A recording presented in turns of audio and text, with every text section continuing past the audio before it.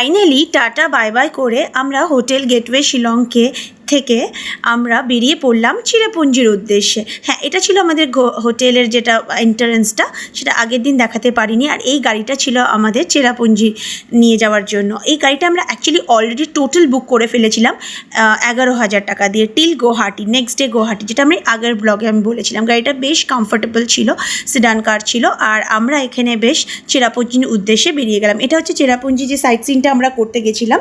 এখানে একটা কেভ আছে, কেভটা মানে বিভৎস অন্ধকার, বাট জায়গাটা এত ভাল লাগছিল, ফুল অফ গ্রিনারিজ।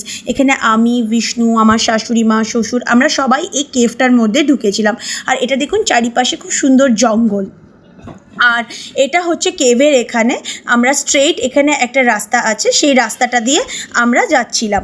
আর যাওয়াটা খুবই ডিফিকাল্ট ছিল, বাট আমরা কোনো মতে এটাকে ওভারকাম করেছিলাম। এটা কাইন্ড অফ চ্যালেঞ্জ ছিল।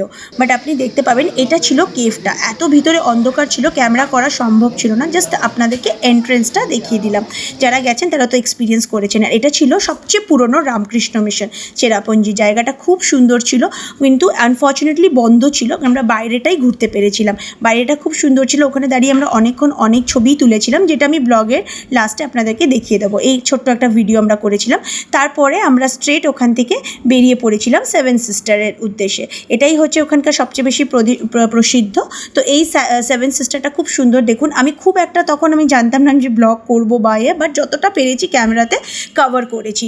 অতটা ক্লিয়ারিটি পাবেন না, বাট যদি আপনি খুব ম্যাটিকুলাসলি দেখেন তাহলে দেখতে পাবেন। এই দেখুন, এটা হচ্ছে সেভেন সিস্টারের ওয়াটারফলটা। খুব দারুণ সুন্দর প্রকৃতি, একটা আলাদাই নেচারের যে একটা আলাদা বলে না, কোলে বসে দেখা, সেই জিনিসটাই ফিল হচ্ছিল। এত গ্রিনারিজ আর এত পাহাড় ছিল। আর এটা ছিল কিছু ছবি যেখানে আমি তুলেছিলাম।